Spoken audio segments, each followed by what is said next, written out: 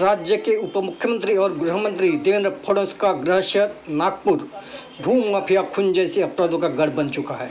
इस पर सनातन सेना के उपाध्यक्ष लाल सिंह ठाकुर ने पत्रकारों से वार्तालाप में कहा, नागपुर शहर की पुलिस भू माफिया को साथ देकर अपराधों का बढ़ावा दे रहा है।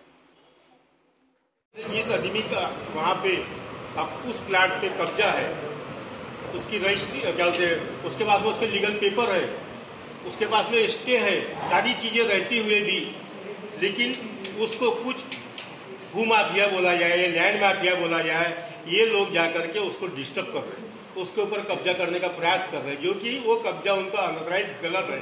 गलत इसलिए कि जिसके पास में ऑलरेडी स्टे है, जिसने उस जमीन को 1993 में खरीदा, तुम 10 साल बाद में उसी खेत मालिक से जो तुम रजिस्ट्री करवा रहे हो, रजिस्ट्री फ्रॉड है। और इसकी शिकायत जब 1993 में जिन्होंने खरीदा उन्होंने पुलिस थाने में किया, तो उसके ऊपर आपने कोई कार्रवाई नहीं की। अब उसके बाद में उसी जमीन मालिक ने फिर दूसरे 2 व्यक्ति को वो जमीन बेच देता है, जिसकी शिकायत मेहता करने जाता है, जो कि वो गलत है। उस जमीन का वो लीगल मालिक नहीं है, वो गलत तरीके से मालिक बन के बैठा हुआ है। उसकी शिकायत पे आप उस जमीन मालिक को अंदर कर रहे हो और इनके काम को डिस्टर्ब कर रहे हो, इनके काम को आप रोक रहे हो। क्यों रोक रहे हो? वाल कंपाउंड बनाने के लिए पुलिस थाना, वहाँ की जो है संबंधित जो भी पुलिस थाना है कपिल नगर की, वो कहती है कि आप एनएमसी से सैंक्शन करवा के लाओ।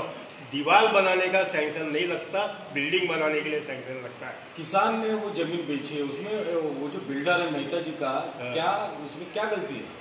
गलती यह है कि जब ऑलरेडी उस जमीन का डेवलपमेंट एग्रीमेंट उस खेत मालिक से हो गया और उन्होंने वहां पे कंपाउंड वाल बना के उस जमीन पे अपना कब्जा करके रखा, इनके बोर्ड लगे हुए थे, सारी चीजें थी, रातों रात उठा करके बोर्ड चोरी करा दिया, गुंडे ले जाके इनको चमका रहा है। जब इनको मालूम पड़ा कि सर मैंने रजिस्ट्री करा लिया, इन्होंने कोर्ट से इमीडिएट स्टे दे दिया कि भैया ये रजिस्ट्री गलत है।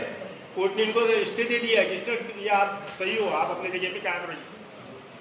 आपने कपड़ा जो रोड है जहाँ पे इनके प्लॉट है, लेआउट है, जो भी है, वहाँ पे वो रोड के ऊपर में साइड मार्जिन की जगह के ऊपर में नाली खोद रहा है और उसके ऊपर में डिवाइडर लगा रहा है। उसने भी जैसे देखा कि मैं उसकी फोटो निकाल रहा हूँ, उसने भी जेसीबी मशीन बंद किया, अपने मजदूरों को बोला निकल निकल, वो भी वहां से निकल गया। फिर मैंने वहाँ एक चाय टपरी थी, उसको पूछा ये काम किसका चल रहा है? बोले मेहता साहब का चल रहा है। मतलब मेहता साहब इस रोड के मालिक कहाँ से हो गए? नहीं, बोले उनका पीछे लेआउट है, बोले ये इसके लिए रास्ता बना रहे ताकि ऐसे अपने बात की इस संदर्भ में पीआई को 1-2 बार लगाया था, उनका फोन लगा नहीं है, नंबर चेंज हो गया, जो भी इन्होंने कई बार मरतबा बात किया उनसे। अब कामगार नेता हो आगे क्या करेंगे? कामगार नेता तो मैं हुई हूँ, लेकिन मैं सनातन सेना का जो वरिष्ठ उपाध्यक्ष उस नाते नॉन पॉलिटिकल संगठन की तरफ से मैं इस मामले का विरोध करता हूँ।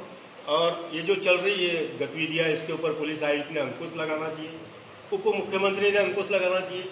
अगर नहीं होता है सारी चीजें तो मैं पुलिस आयुक्त हटाओ या बर्खास्तगी की मांग भी कर सकता हूँ। और वो चालू है, और जिसने कब्जा कर रहा है वो है मनीष अमरचंद मेहता।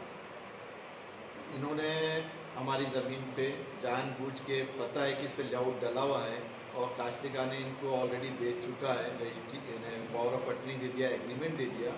उसके बावजूद भी मनीष मेहता ने अपने नाम पे पावर ऑफ अटर्नी लिया। पावर ऑफ अटर्नी लेने के बाद उसने अपनी 4 फॉर्म के नाम से अलग अलग प्लॉटों की सेल डीड मांगी। जब हमको पता चला तो हम कोर्ट गए। कोर्ट ने देखा कि भाई ऑलरेडी नशीमन गृह निर्माण का यहाँ लेआउट डला था, इनका सब पोजीशन इनका है, तो कोर्ट ने हमारे फेवर में स्टे दे दिया कि कोई भी थर्ड पार्टी इस प्रॉपर्टी को डिस्टर्ब ना करे सिवाय नशीमन के। ये नशीमन की मिल्कियत की जगह है और ये रहेंगी और इनके कब्जे। पुलिस वाले